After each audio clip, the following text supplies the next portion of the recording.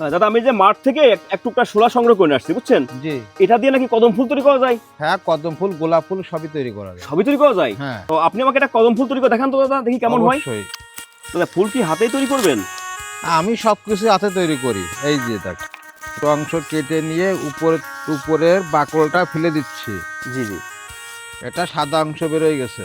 দাদা এখন এটা কি করতেছেন দাদা? এটা এটা কাগজের মতন পাতি উঠাচ্ছি।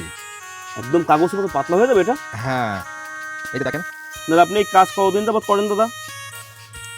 আমি জন্মের পর থেকে দেখছি আমার বাবা এবং ঠাকুরদাদা কাজ করছে, ওইটার থেকেই আমি দেখছি, দেখার পরেই আমি কাজ ধরি।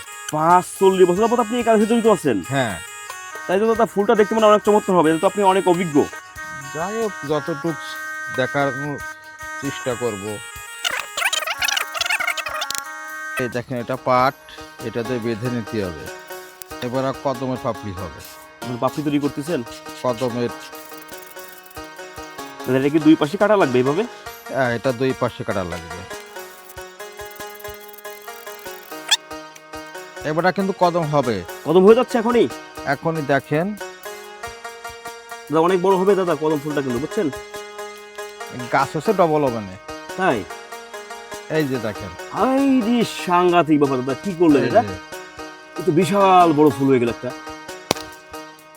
এই যে কদম ফুল। ও মাই গড, দাদা চমৎকার তৈরি করলেন দাদা একদম।